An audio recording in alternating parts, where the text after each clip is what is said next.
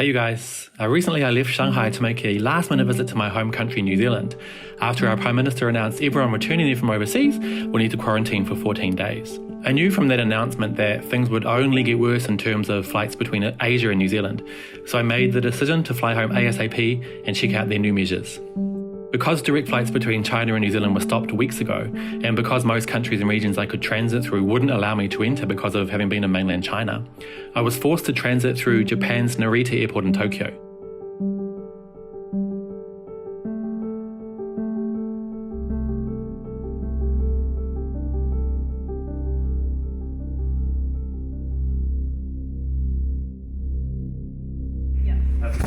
Just that one? Thank you. Yeah. You mean unwell at all? I mean, ideally, it's sort of Thank you.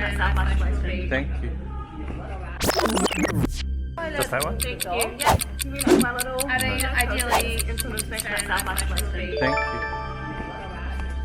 They didn't care that I'd just come from China and I was allowed into my home country. I kept my mask on and flew south to a small town called Blenheim, where I would stay in isolation in my dad's house.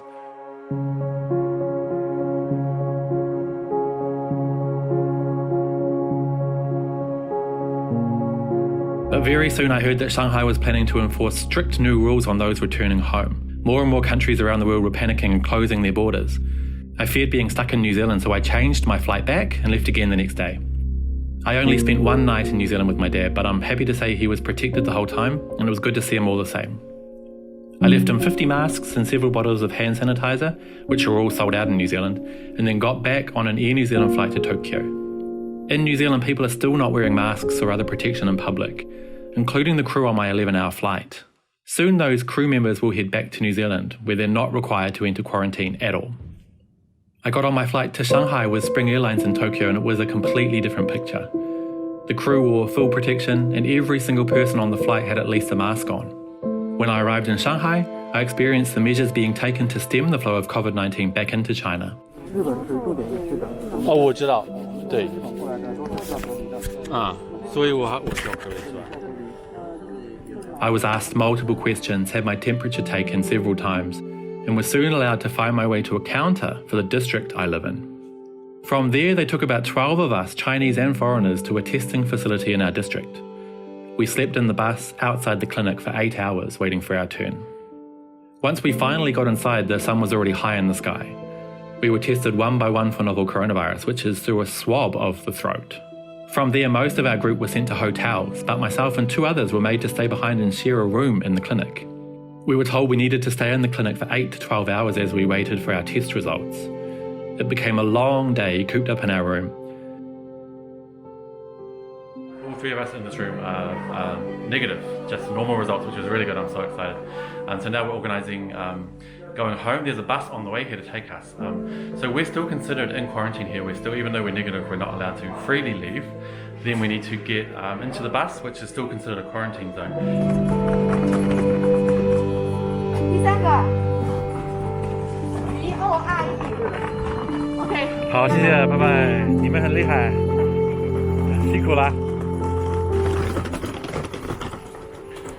哦，只有我们3个人嘛。 还没有接。好的。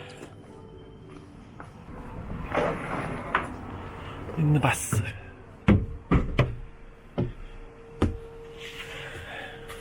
After that, we were finally taken home in that same quarantine bus, one by one, followed by police. I had such a long sleep when I got home, and the next morning I was greeted by 4 health officials who explained the rules to me and told me about my daily temperature checks and so on. They also put a magnetic device on my door which will alert them whenever I open it. I'm ready for my 2-week quarantine and was thoroughly impressed with Shanghai's strict and thorough measures that I've now experienced firsthand. It was a tiring and challenging 24 hours, but I've been left in awe at China's efforts to contain COVID-19. And thinking of those nurses and drivers and police officers and volunteers on the front line now has a new meaning for me.